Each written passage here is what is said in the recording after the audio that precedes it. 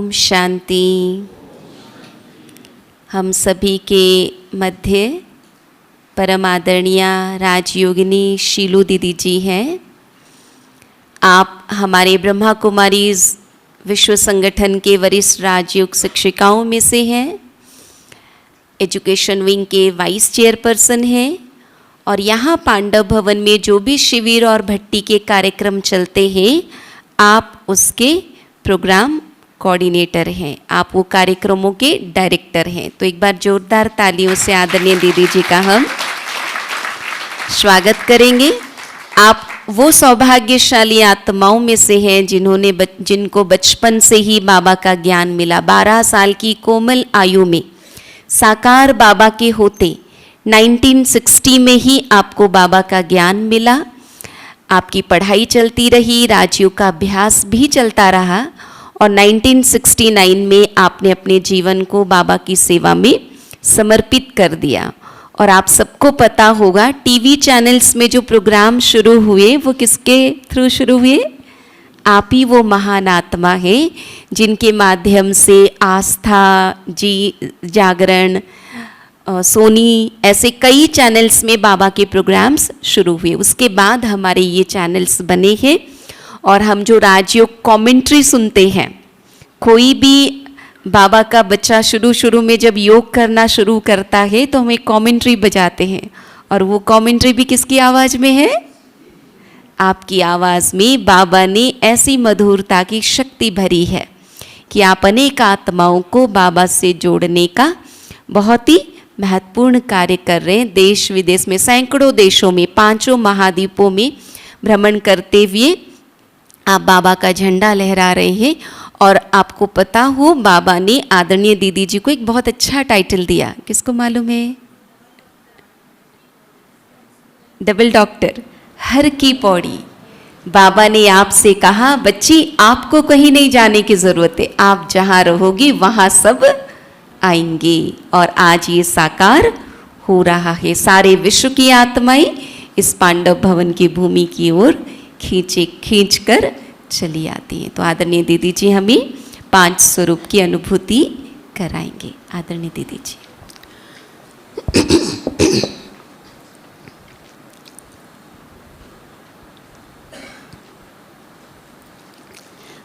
ओम शांति, ओम शांति, ओम शांति। दादी जानकी जी 3 बार ओम शांति कहकर हमें याद दिलाती थी, मैं कौन, मेरा कौन और मुझे क्या करना है। तो मैं कौन, मेरा कौन और मुझे क्या करना है, इसमें सारा ज्ञान और योग आ जाता है, सारी धारणा भी आ जाती है, सेवा भी आ जाती है। पिछले रविवार को बाबा ने 5 स्वरूपों की ड्रिल कराई, याद है सर? रविवार की मुरली। तो मैंने सोचा कि हम इसका अनुभव करेंगे। वैसे तो हर क्लास में इसका वर्णन तो किया ही जाता है। अभी हमारे सूरज भाई ने भी इसका वर्णन किया, साथ में स्वमान भी बताए। और बाबा ने कहा कि 5 मिनट, हर घंटे 5 मिनट इसका अनुभव करो। चलो 5 मिनट नहीं कर सकते तो 5 सेकंड, परंतु ये एक ऐसी एक्सरसाइज है जिसमें मन शक्तिशाली बन जाता है। जैसे वो फिजिकल एक्सरसाइज करते हैं, बाएं मुड़, दाएं मुड़, हाथ ऊपर, हाथ नीचे, एक्सरसाइज है ये। तो जहाँ अंगों को रखने लिए कहते हैं, वहाँ वो अंग रखते हैं, हाथ ऐसे तो ऐसे, ऐसे तो ऐसे। तो यहाँ फिर मन और बुद्धि को जहाँ चाहें वहाँ रख सकते हैं। तो बाबा कहते हैं ये 5 स्वरूपों का अभ्यास आपका हर घंटे ये ज़रूर होना चाहिए। वैसे तो हर घंटे घंटे 1 मिनट का गीत बजता है शांति का, परंतु ये 5 स्वरूप तो 1 मिनट से भी कम, अगर 5 सेकंड लें, लेकिन इतना थोड़ा समय में मज़ा नहीं आता है। मज़ा आता है 5 सेकंड, जैसे लगता है पता नहीं कि हाँ गोल गोल गोल घूमना है, नहीं।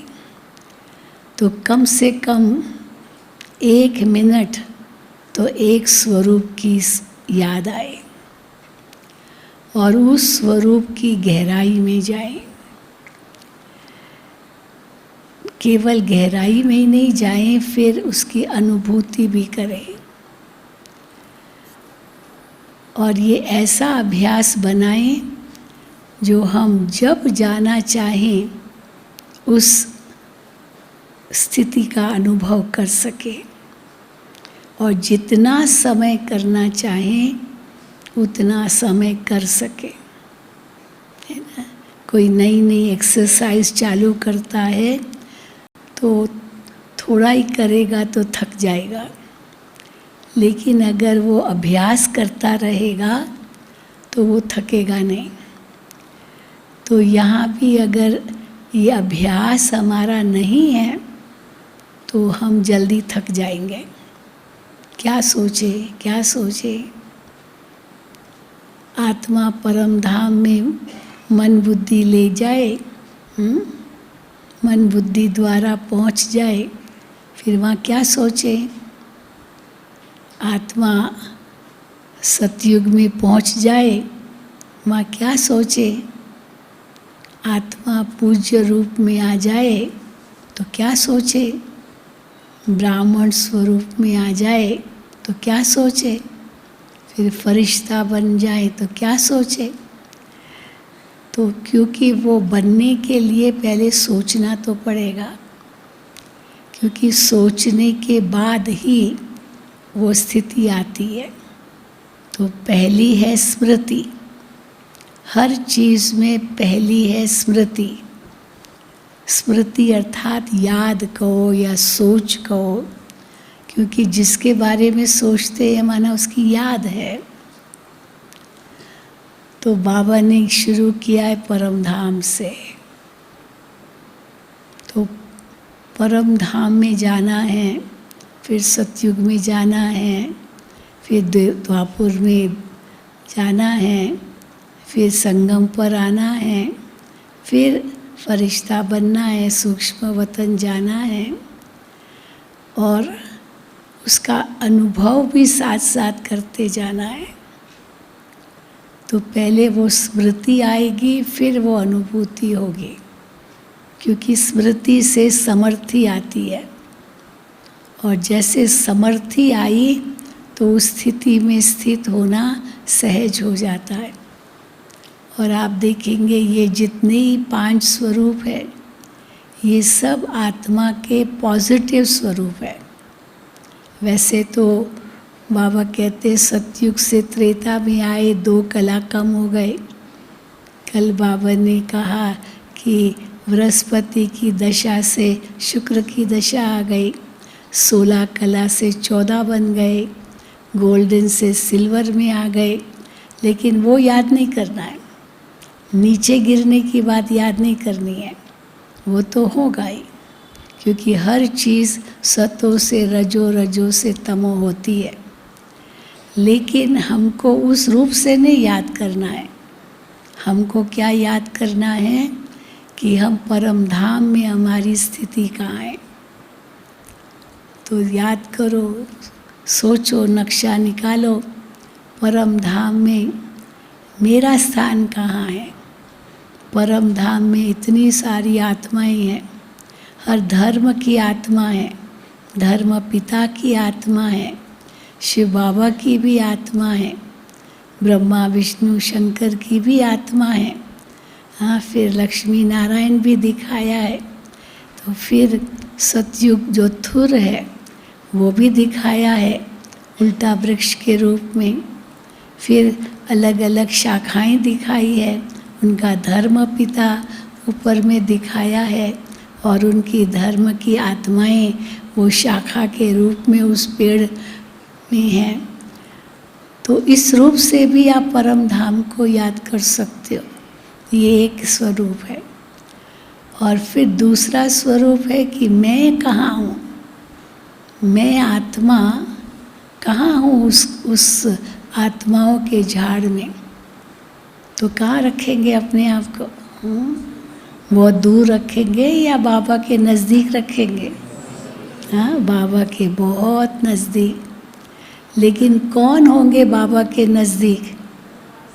जो इस समय नज़दीक होंगे, है ना, जो इस समय बाबा के दिल तख्त नशीन होंगे, बाबा का दिल जीता हुआ होगा, वही बाबा के निकट परम धाम में रहेंगे। शिव बाबा के भी तो ब्रह्मा बाबा के भी। लेकिन इस समय बाबा का दिल तख्त जीतना है। और दिल तख्त जीतना माना आज्ञाकारी, वफादार, फरमान बरदार, ईमानदार, ये सारे गुण बहुत आवश्यक है अगर बाबा का के दिल तख्त नशीन बनना है। तो अगर मैं अपने आप को ये समझ रही हूँ कि मैं हूँ ऐसी, बाबा की हर आज्ञा का पालन कर रही हूँ, बाबा की हर श्रीमत में मैं मजबूत हूँ, बाबा के हर शब्द को हम गहराई से समझ रहे हैं, तो अवश्य मैं बाबा के दिल तख्त नशीन हूँ। कई प्रश्न करते, पता नहीं हूँ या नहीं हूँ। हाँ, पता नहीं हूँ या नहीं हूँ, ये पता नहीं हूँ या नहीं हूँ, ये कौन सोचता है? कौन सोचता है? हाँ, जो इतना पुरुषार्थी नहीं है। परंतु वो अगर अच्छा पुरुषार्थी है तो वो ये नहीं सोचेगा पता नहीं हूँ या नहीं हूँ, वो यही सोचेगा मैं हूँ, मैं हूँ, बाबा के बहुत नज़दीक हूँ। अगर ये सोच चलता है कि पता नहीं हूँ या नहीं हूँ, इसका मतलब है कि सही पुरुषार्थ नहीं चल रहा है। इसीलिए जो भी हमारी सोच हो वो सब पॉजिटिव हो। फिर देवता स्वरूप में भी आओ तो भी हमारी सोच कितनी पॉजिटिव होनी चाहिए। पता नहीं मैं महाराजा महारानी बनूंगा या बनूंगी या नहीं। हाँ, कहीं दास दासी तो नहीं बनूंगी, कहीं चंडाल तो नहीं बनूंगी, कहाँ मैं साधारण प्रजा तो नहीं बनूंगी, ऐसी सोच भी नहीं लानी है। तो क्या सोचना है सत्युग के लिए? कौन हूँ मैं? कौन हूँ मैं? विश्व महाराजन हूँ। भले फर्स्ट विश्व महाराजन तो फिक्स है, लेकिन सेकंड विश्व महाराजन तो अभी तक बाबा ने किसको भी डिक्लेयर नहीं किया है। किया है क्या? किया है किसी मुरली में या संदेश में कि फलानी सेकंड श्री लक्ष्मी नारायण बनेंगे? नहीं। अभी म्यूज़िकल चेयर्स चल रही है ना, वो कुर्सियों का खेल चलता है ना, तो कुर्सियों के खेल में सब कुर्सियाँ खाली है, परंतु म्यूज़िक कब पूरा होगा वो पता नहीं ना। इसीलिए म्यूज़िक बंद होने का इंतज़ार है, बस इंतज़ार में कहीं हमारी कुर्सी न चली जाए हाँ, इसलिए उस इंतज़ार में भी नहीं रहना है, परंतु हमको कुर्सी पर बैठना ये अंदर में निश्चय है कि अवश्य मुझे कुर्सी मिलेगी। तो इसीलिए निश्चय का भी बड़ा खेल है इन 5 स्वरूपों में। तो मेरा पद कैसा होगा? ऊंचा पद होगा, विश्व महाराजन होगा, डबल ताज मेरे सिर पर होगा, है ना। शुरू में दादियों को यही अनुभव कराया ना, बहनें ट्रांस में जाती थी और ट्रांस में जा कर के देखती थी कैसे शहजादे हैं, कैसे उनकी ड्रेस है, कैसे उनका ताज है, कैसे चलते हैं। तो फिर यहाँ वो ड्रेस पहनकर, वो ताज पहनकर वो करती थी, वो जैसे कि प्रैक्टिस करती थी, वो अनुभव कराती थी कि हमने ये देखा। तो उस समय तो वे सारे विश्व महाराजन के रूप में ही दिखाई देते थे।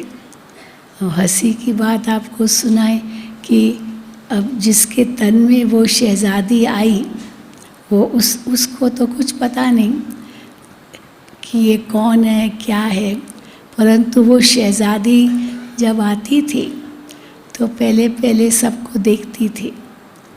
सफ़ेद सफ़ेद ड्रेस, तो सफ़ेद सफ़ेद ड्रेस देखती थी तो हैरान हो जाती थी, क्योंकि सतयुग में कोई सफ़ेद ड्रेस तो पहनेगा नहीं, पहनेगा क्या? सतयुग में कैसी ड्रेस पहनेंगे? रंग बिरंगी, ताज सहित, आभूषणों सहित, क्या नहीं होगा। और यहाँ सब सफ़ेद सफ़ेद। तो पहले तो वो देख के आश्चर्य खाती है, एकदम आश्चर्य खाती है। फिर जैसे आगे जाती है तो देखते किसको चश्मा लगा हुआ है। फिर वो कहती ये क्या है, ये क्या है? क्योंकि सतयुग में किसको चश्मा तो होता नहीं है। होगा चश्मा सतयुग में किसी देवता को? किसी देवता को देखा चश्मे के साथ? नहीं। फिर अगर किसी को कोई दाढ़ी होगी मान लो हाँ, तो वो कहते क्या है, ये क्या है? क्योंकि दाढ़ी है, अभी समझो गोरा रंग है और काली काली वो दाढ़ी है, तो कैसा लगता है? तो फिर मतलब वो देखती थी, हैरान हो जाती थी। फिर वो बुलाती थी कांता कांता।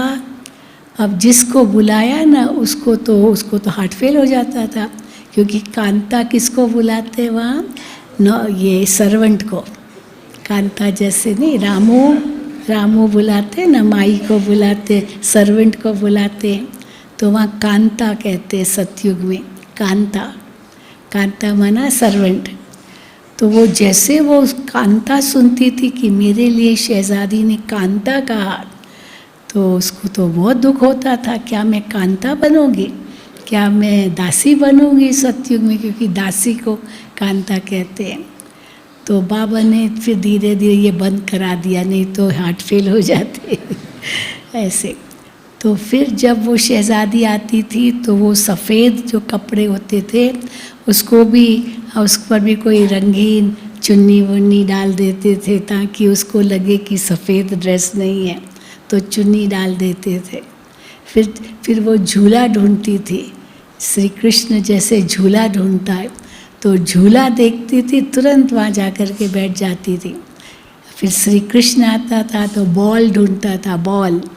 तो बॉल उसको जब तक न मिले तो वो बॉल ढूंढता रहता था, बॉल कहाँ है? हमारी मोहिनी बहन थी ना, मोहिनी बहन जो दादी के साथ थी, उसको घुटनों में प्रॉब्लम होती थी।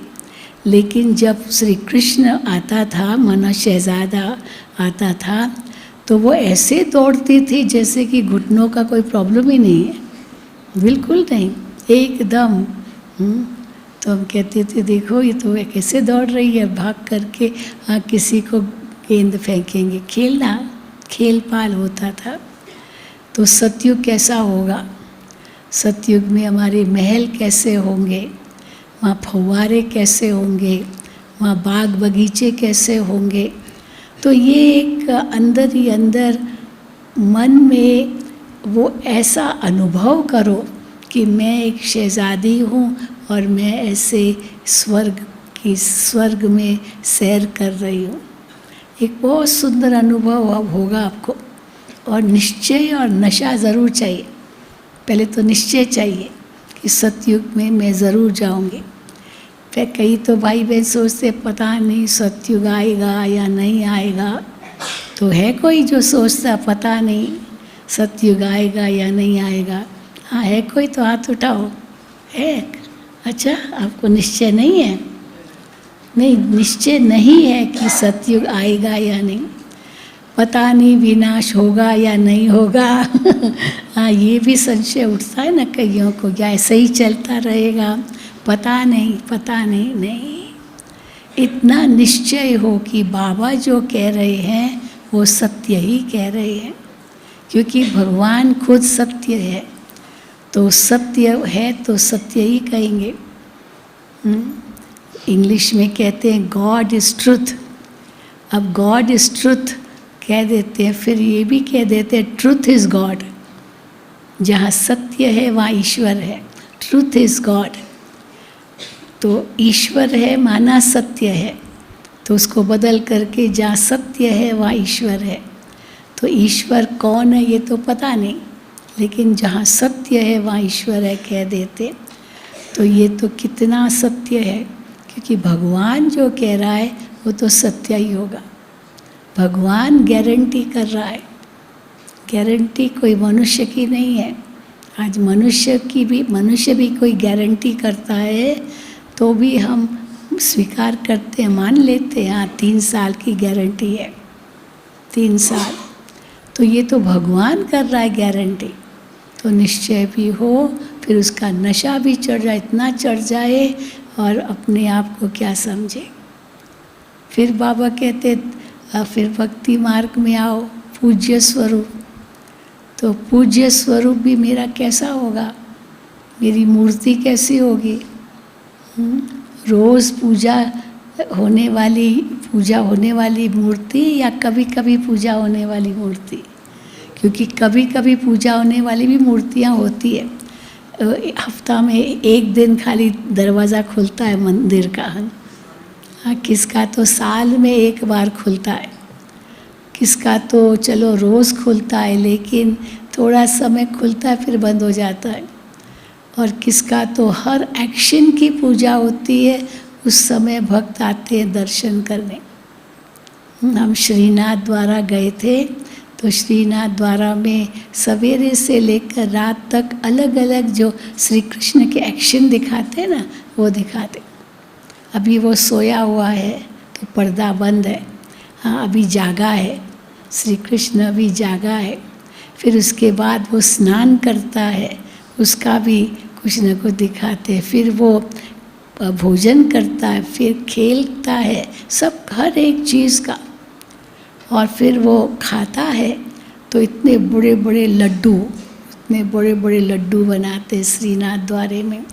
तो मैंने देखा कैसे इतने बड़े लड्डू, तो मैंने कहा श्री कृष्ण इतना छोटा बच्चा इतना बड़ा लड्डू खाएगा क्या? इतना बड़ा लड्डू खाएगा क्या? लेकिन ऐसे बनाते, वो तो फिर बाद में बिकता है ना, दुकानों में बिकता है, वो प्रसाद के रूप में बिकता है। लेकिन हर एक्शन का वो दर्शन होता है। फिर रात को सोता है, उसका भी दर्शन होता है, हाँ वो भी जैसे पूजा होती है। तो मानो हर एक्शन का वो हर एक्शन की पूजा। और कहाँ किसी का साल में 1 बार खुलेगा दरवाज़ा, तो हमारा मंदिर कैसा होगा? हाँ, हमारा मंदिर कैसा होगा बताइए, कैसा होगा? साल में 1 बार? नहीं, भक्तों की भीड़ होगी हमारे सामने, हमारा वरदानी हाथ होगा, है ना, देवियों का देवताओं का एक हाथ वरदानी हाथ दिखाते, हमेशा देने वाला, सबकी मनोकामना पूर्ण करने वाला। जो भी मेरे सामने आए, कोई भी हाथ खाली न जाए, क्योंकि देवता है ना, तो देवता माना ही देने वाला। तो सतयुग में इतना ऊंचा है, तो द्वापुर में हमारी मूर्तियाँ कैसी होगी? तो वो मूर्ति रूप हूँ मैं, उस रूप में अपने आप को देखो। और कैसे पूजा हो रही है हमारी, 16 श्रृंगार हो रहा है। मैं पूज्य देवता, मैं कैसे सिंहासन पर विराजमान हूँ और सबको दृष्टि दे रहा हूँ। मानो अब जितना चाहो आप बहुत कुछ कल्पना कर सकते हो, लेकिन ये कल्पना नहीं है, ये वास्तविकता है। उसको वास्तविकता के रूप में देखो केवल हवाई किले नहीं बांध रहे हैं, ये बस सचमुच होगा। फिर संगम पर तो बहुत सहज है ब्राह्मण जीवन हमारा कैसा हो, ब्रह्मा बाबा के निकट हो, हाँ रुद्रमाला में पिरोई जाने वाली आत्मा हो, बिल्कुल बाबा के नज़दीक पहले नंबर की आत्मा। और जो ब्राह्मण की क्वालिफ़िकेशंस है वो सब याद करो। ब्राह्मण किसको कहा जाता है?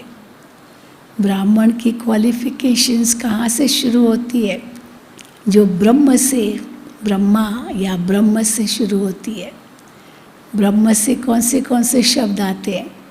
ब्रह्म ज्ञान, ब्रह्म मुहूर्त, ब्रह्म भोज, ब्रह्मचर्य, ये सब ब्रह्मा से संबंधित है।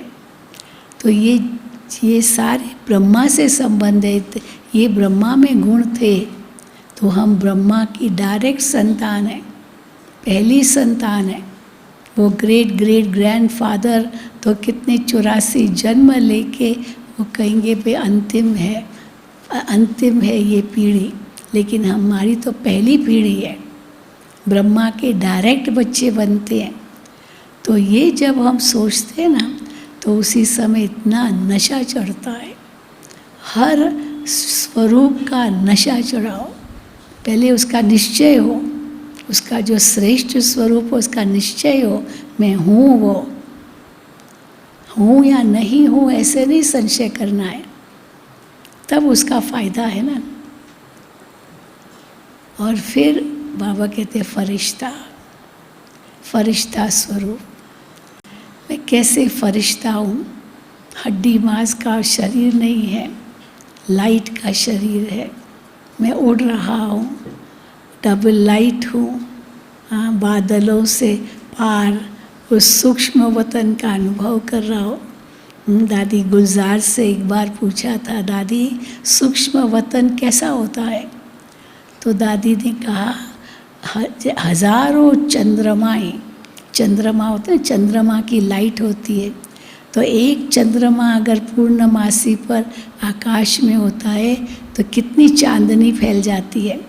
तो अगर ऐसे हजारों चंद्रमाएँ हो तो कैसी लाइट होगी? ये जो LED लाइट होती है ना, ये चंद्रमा की लाइट है जैसे, बिल्कुल इस प्रकार से एकदम चांदनी। तो वो है सूक्ष्म वतन। फिर बादल ही बादल, सूक्ष्म वतन में वो बादल, तो बादलों के बीच में गुलजार दादी पहली आत्मा थी जिसने सूक्ष्म वतन का साक्षात्कार किया। उसके पहले किसी ने सूक्ष्म वतन का साक्षात्कार नहीं किया था। यज्ञ में सतयुग का करते थे, विनाश का करते थे, परम धाम का करते थे, अन्य सब साक्षात्कार करते थे, लेकिन सूक्ष्म वतन का साक्षात्कार कभी नहीं किया है किसी ने। तो केवल गुलजार दादी वो पहली आत्मा थी जिसने सूक्ष्म वतन का साक्षात्कार किया। तो वो बैठी थी बाबा की याद में और एकदम से ध्यान में चली गई और उसने देखा सफ़ेद सफ़ेद बादलों के बीच में ब्रह्मा बाबा का संपूर्ण स्वरूप, अव्यक्त स्वरूप, बिल्कुल लाइट के आकार में, जैसे बादलों के बीच में एकदम लाइट, चारों ओर लाइट ही लाइट, और उसमें वो आकृति देखी ब्रह्मा बाबा की। तो पहले तो वो डर गई, इतना डर गई ना जैसे ये लाइट है, उसको कुछ समझ में नहीं आया। ब्रह्मा बाबा ही दिखाई दिया, लेकिन वो लाइट के आकार में और एकदम जैसे फरिश्ता। तो वो फरिश्ता क्या उसे पता भी नहीं था। तो वो रूप देखा और जब वो एकदम से डर गई, वो डर गई। हाँ, जैसे आप कोई वैसे भूत प्रेत कोई देखते तो डर जाते ना, तो वो फरिश्ता लाइट का रूप देख करके डर गई और एकदम से नीचे आ गई। तो नीचे आ गई तो उसने मम्मा को बताया ये सब। तो मम्मा ने कहा जाओ बाबा को बताओ। तो बाबा के पास आई तो बाबा भी उत्सुकता से सुनते रहे, उनको देखते रहे कि मेरा ही स्वरूप देखा उसने से लाइट में। तो फिर बाबा ने उनसे कहा कि आपने उनसे पूछा क्यों नहीं? उनसे आप पूछती ना कि आप कौन हो। लाइट का आकार तो देखा लेकिन वो कौन है उससे पूछा क्यों नहीं? तो कहा बाबा मैं डर गई हाँ मैं डर गई, तो मैं पूछूं भी कैसे? तो फिर बाबा ने उसको कहा कि अभी दोबारा जाओ और अगर वो आकृति आपको दिखाई दे और वो मेरे जैसी है तो उनसे पूछो आप कौन हो। तो हिम्मत आ गई उसको, नहीं तो जैसे श्रीमत मिल गई ना कि आप पूछो, तो उसने उससे और जब फिर गई तो पूछा आप कौन हो। तब उस संपूर्ण ब्रह्मा ने कहा कि साकार लोक में जो ब्रह्मा है उसका मैं संपूर्ण रूप हूँ और वो साकार ब्रह्मा ये स्वरूप बनेगा। तो ब्रह्मा बाबा को भी अनुभव हुआ कि मैं वो ऐसे संपूर्ण ब्रह्मा फरिश्ता बनूंगा। फिर तो बाबा को इतना नशा चढ़ गया था, बस उसी धुन में रहते थे, मैं फरिश्ता हूँ, बिल्कुल लाइट, ऐसे लाइट होकर के चलते थे। फिर गुलजार दादी से पूछते थे कि कितना अंतर है उस स्वरूप और इस साकार स्वरूप में। तो पहले तो दादी ने बताया बाबा बहुत अंतर है, लेकिन फिर बीच बीच में बाबा फिर पूछते थे कि जाओ देख के आओ कितना अंतर है दोनों स्वरूपों के बीच में। तो दादी आके बताती थी कि वो अंतर कम होता जा रहा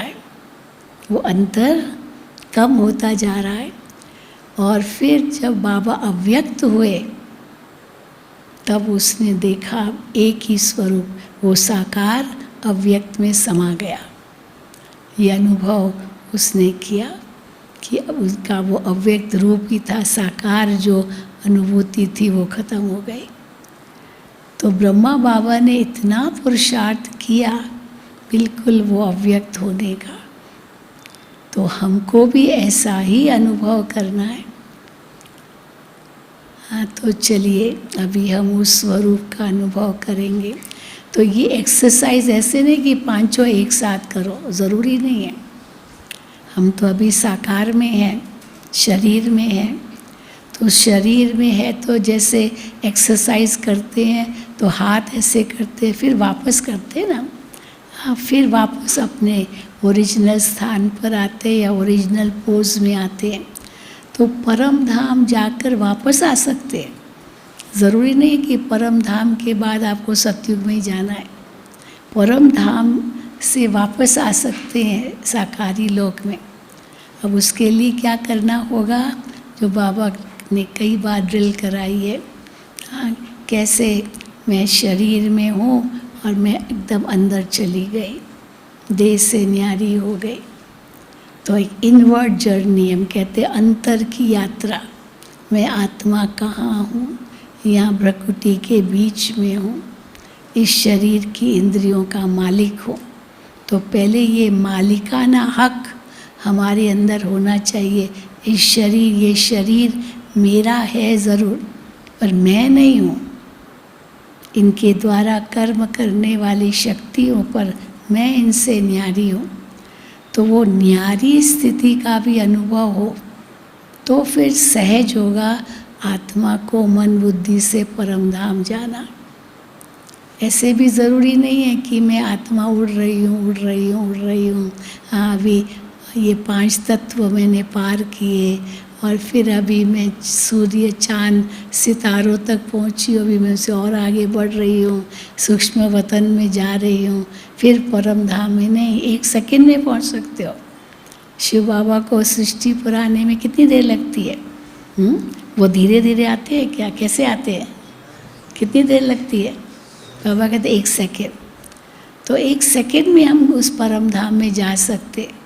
ये यात्रा कोई वो रूप की नहीं है जो पाँव चलाना पड़े उसी वो यात्रा करने के लिए, या हवाई जहाज में जाना पड़े। ये तो मन बुद्धि की यात्रा है। तो मन बुद्धि तो 1 सेकंड में वहाँ पहुँच जाए।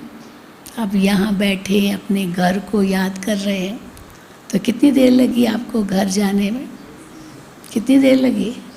वो आपका कमरा, आपका बेडरूम, आपका किचन, आपका आंगन, आपका सिटिंग रूम या जो भी है, आप दफ्तर पहुंच गए तो कितनी देर लगी दफ्तर पहुंचने में? मन से पहुंचने में कितनी देर लगी? बस सोचा और पहुंच गए। इसी प्रकार सोचा और पहुंच गए परम धाम। तो कैसे पहुंच गए? मन और बुद्धि के ये दो पंख हैं, क्योंकि मन के साथ बुद्धि ज़रूर है। मन सोचता है, बुद्धि निर्णय करती है। तो बुद्धि ने निर्णय किया कि बरोबर वो मेरा घर है, तो अपने घर में जाने में किसी से पूछना थोड़ी है। आपको अपने घर जाना है तो आप अपने युगल को फ़ोन करके पूछेंगे क्या मैं घर आऊँ? हाँ, क्या करेंगे? क्या करेंगे? पहुँच जाएंगे, दरवाज़ा खोल देंगे, चाबी आपके पास है। फ़ोन करके तो नहीं अंदर आएंगे ना, या ठोक करके तो नहीं अंदर आएंगे ना, सीधा आ जाएंगे। तो परम धाम जाने के लिए बाबा से पूछना है क्या, बाबा मैं आऊँ परम धाम? हाँ, नहीं। हमारे कमरे में आते हैं ना तो अभी बाहर खड़े हैं, परंतु दरवाज़ा तो समझो बंद है, तो बाहर से फ़ोन करते हैं, हाँ आप मिल सकते हैं। और कई तो सीधा ही दरवाज़ा खोल के आ जाते, अधिकार समझते हैं। तो इसीलिए फ़ोन करके नहीं आना, आपका अधिकार है। परम धाम जाने के लिए कोई से परमिशन नहीं लेनी है, हाँ, किसी से परमिशन लेने की ज़रूरत नहीं है, वो आपका घर है।